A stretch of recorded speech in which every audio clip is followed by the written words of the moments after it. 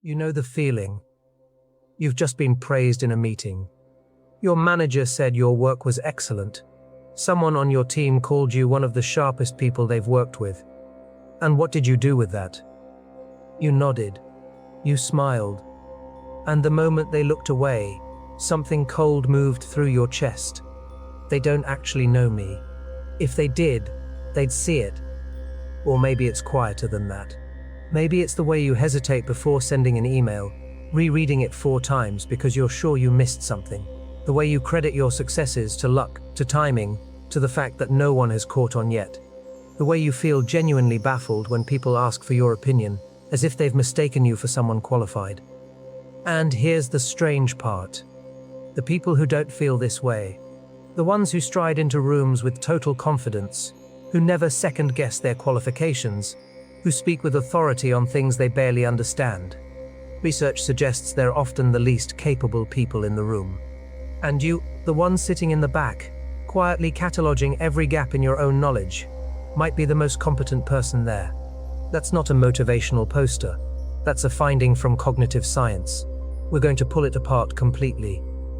Because the thing that makes you feel like a fraud might be the very same thing that makes you genuinely good at what you do. Your self-doubt isn't your weakness. It might be your most precise instrument. But right now, it's pointed at the wrong target. There's a name for what you're experiencing. It's called impostor syndrome. Before you say, "Yes, I know. I've heard of it," most of what you've heard is probably wrong or at least incomplete. The term was coined in 1978 by psychologists Pauline Clance and Suzanne Imes. They studied high-achieving women and found something baffling. The more successful these women became, the more convinced they were that they didn't deserve it. Clance later described it as an internal experience of intellectual phoniness. Intellectual phoniness. Sit with that. Not laziness, not incompetence. Phoniness. The feeling that you're performing a version of competence you don't actually possess, and that any day now the curtain will be pulled back, and everyone will see the real you standing there with nothing. And here's the judgment that follows you everywhere. If you were truly good at what you do, you wouldn't doubt yourself this much. Confidence is competence, right? The experts walk in like they own the room. You walk in, checking that your shoes are tied. That creates a specific, grinding anxiety not just about this presentation or this job, but about your entire self-concept. Every success becomes evidence of how good you are at fooling people. Every failure becomes proof of what you've suspected all along. We're going to dismantle that anxiety, not with affirmations, not with a pep talk, but with the actual mechanics of why your brain works this way and what you can do about it. Understanding comes first. After that, a path forward. Here's the conventional wisdom on confidence and competence. We've been told they go together. The more you know, the more you know you know. That mastery breeds certainty. Think about how we reward confidence in almost every institution. Job interviews, boardrooms, academic presentations. We select for it. We mistake it for a signal of ability. We hire the person who speaks without hesitation and overlook the one who says, "That's a great question. I want to think about it carefully." But that model has a fatal flaw. It assumes self-assessment is accurate, that people who feel confident are confident because they've earned it, and people who doubt themselves do so because they haven't. The research tells a completely different story. In 1999, Cornell psychologists David Dunning and Justin Kruger published a study that would become one of the most cited in social psychology. They tested people on logic, grammar, and humor, then asked them to assess their own performance. People who performed worst dramatically overestimated their ability, and people who performed best, the top quartile, consistently underestimated theirs. We call the first part the Dunning-Kruger effect. Most people know it as the reason overconfident people exist. Almost nobody talks about the second half. The people who know the most are the ones who feel least certain about what they know. Why? Because expertise gives you the ability to see your own limitations. Imagine you're learning chess. On day 1, you don't know what you don't know. The board is simple. You have a few pieces. You make a plan. You feel fine. A year in, You've studied opening theory. You've lost to better players. You've read about endgames and positional play, and suddenly the board is no longer simple. It's a landscape of infinite possibility, and you are now acutely aware of how many of those possibilities you haven't mastered yet. You feel worse about your chess than you did on day one, even though you are objectively better. That's what expertise does. It doesn't make you feel like you know more.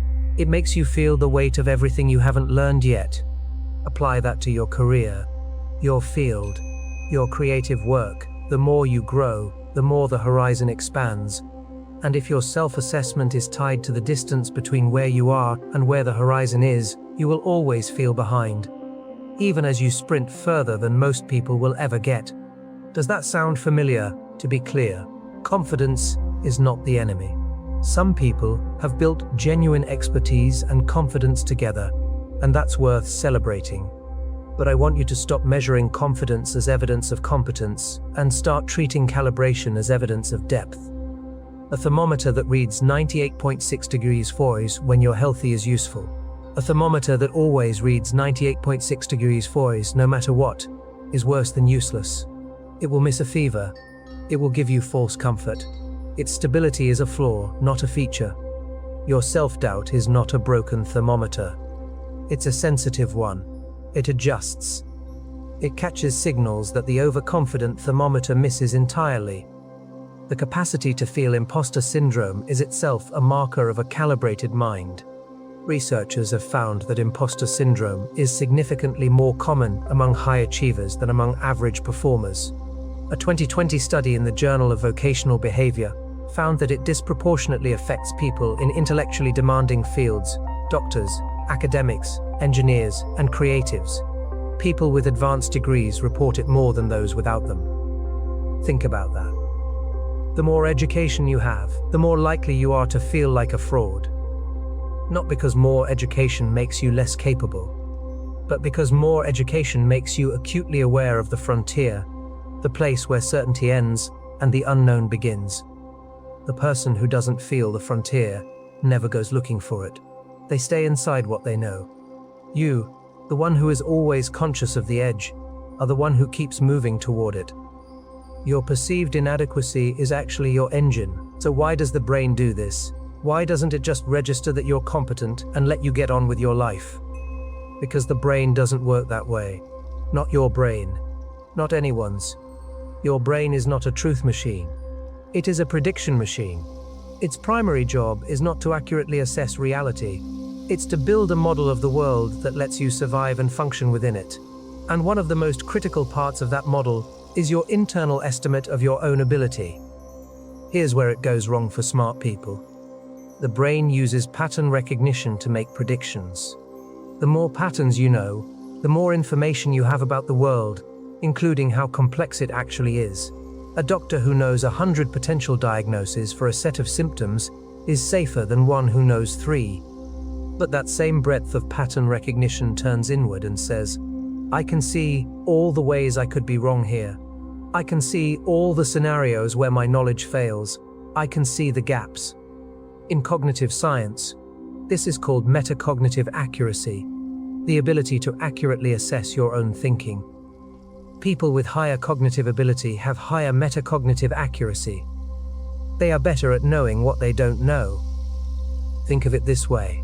A novice musician hears a piece and thinks, I can play that. It's just notes. An intermediate musician hears the same piece and thinks, I can hear how technically demanding that is. I'd need months to get close. A concert pianist hears it and doesn't think about whether they can play it. They're already cataloging where the performance could collapse, the tiny margin between brilliant and mediocre, and every choice the composer made. They know exactly how hard this is, and that knowledge is indistinguishable from doubt from the outside.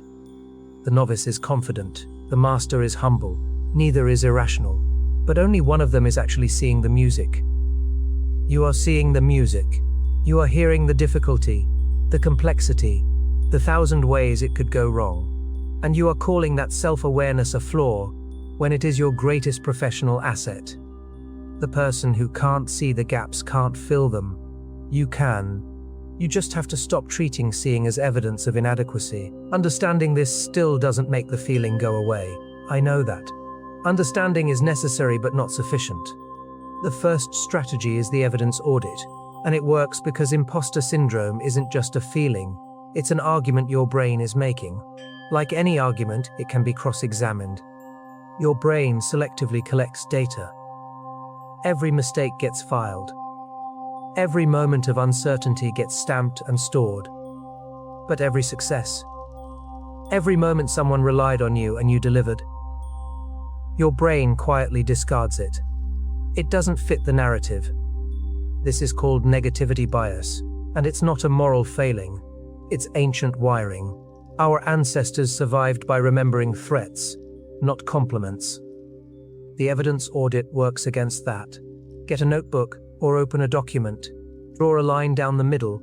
On the left side, write down the belief. Something specific. I don't actually know what I'm doing. Or I got this role by accident. Or if people really tested me, I'd fail. On the right side, you become the defense lawyer. Not to win an argument, but to collect actual data. What's the evidence? Not feelings, evidence. Projects you completed, problems you solved, things people came to you for, specifically. Moments when you figured out what stumped others. The point is not to convince yourself you're perfect. It's to force your brain to look at the full picture instead of the edited highlight reel of your failures. Give yourself 20 minutes. Be specific. Vague affirmations don't work. Concrete data does. You'll find something unexpected. Not that the doubts disappear, but that they shrink when forced to stand next to actual evidence. That's what makes this different from positive thinking. You're not telling yourself a better story. You're demanding the full story. There's a trap that high-achieving people fall into constantly, and it rarely gets named. You know your field deeply. You've spent years building expertise in one area. Then you encounter something adjacent, a new tool, a different methodology, someone else's domain, and suddenly you feel completely lost. Your brain takes that feeling of being lost and generalizes it. See? You don't actually know anything. This is competence contamination. One area of uncertainty infects your entire self-assessment. Einstein was one of the most celebrated physicists in history. He also famously said that the more he learned about quantum mechanics, the less certain he felt about the universe. He spent the last 30 years of his career working on a unified field theory and never finished it. If you'd measured Einstein's confidence in his last decade, you might have concluded he was losing his edge. He wasn't. He was at the frontier. The frontier is uncomfortable for everyone, including Einstein. Expertise is not a global state. It's a local one. You don't need to know everything to have earned your place. You need to know your specific territory well and be honest about where it ends. The strategy is called competence compartmentalization. It's not about ego protection. It's about accuracy. When you feel that wave of, I don't know enough, stop and ask one question. Enough for what specifically? Not enough for everything. Nobody is. Not enough for this problem in this room on this day. Look at that more carefully. Most of the time, not always, but most of the time, you know more than you're giving yourself credit for in the exact domain being asked of you. The trade-off is honesty. You have to be willing to say, I don't know, when you genuinely don't know, and I do know this, when you do. Not false modesty, not false confidence, accuracy. The energy you spend trying to feel competent everywhere is energy stolen from actually being competent somewhere. Stop spending it. Most people who try to address imposter syndrome hit the same wall. They gain insight, feel better for a few days, and then the feeling returns. Usually when something goes wrong at work, when they meet someone who seems more impressive, or when they're asked to do something unfamiliar. The insight doesn't stick. Why? Because insight lives in your working memory, which is a terrible long-term storage system. It gets overwritten every time something stressful happens. The moment your nervous system activates, the rational reframe disappears, and the old story rushes back. What you need is a system. not a mindset, a system. Something external, something you can return to when the internal signal gets noisy. Think of your brain like a factory. It produces ideas, assessments, fears, and breakthroughs, all in a chaotic, non-linear stream. Without a workbench, everything stays in motion. Things crash into each other. Important pieces get lost in the noise. Ada Lovelace kept meticulous notes on her own thinking. What she understood, what she was uncertain about, what she wanted to investigate. Those notes weren't just productivity tools. They were a running record of her intellectual territory. She knew what she knew, where the edges were, and could look at that map and say, I have covered ground. I am somewhere real. The knowledge map does the same thing. Build it in Notion, Obsidian, or a physical notebook. 3 sections. Section 1. What I know well. Your proven territory. Things you've done. Concepts you understand. Skills you've used successfully. Be specific and concrete. Not, I'm good at communication, but I led 3 client calls this quarter and resolved X, Y, and Z. Section 2. What I'm learning. Your frontier. Things you're actively working on. Areas where you feel uncertain. Questions you're holding. This section names the uncertainty. It says, I am uncertain here because I am growing here. That's not failure. That's the learning process, in progress. Section 3. What I don't need to know. The most underrated section. Not everything is your domain. Not every gap is your problem. Define the edges consciously, or your brain will assume all gaps are yours to fill, forever. Return to this map when doubt arrives. Don't argue with the feeling. Just open the map and look at the territory you've actually covered. Over time, the map grows. And here's the long-term payoff. You will have an actual external record of your growth, something your negativity bias can't edit. The proof isn't in your mood, it's in the document. Let's put this all together. Imposter syndrome is not a sign that you're unqualified. It is, counterintuitively, a signature of a calibrated mind, one that has learned enough to see the full complexity of the field it works in. The Dunning-Kruger effect has 2 sides. The overconfident side gets all the attention, but the underconfident side, the side where the most skilled people live, is just as real, just as measurable, and far more common among high achievers than anyone admits. Your self-doubt is not evidence against you. It is the same cognitive instrument that makes you careful, thorough, and genuinely good at what you do. The problem isn't that you have it. The problem is that you've been pointing it at yourself, instead of at your work. You now have 3 tools, and I want to be honest. You probably won't use all 3. Start with the evidence audit.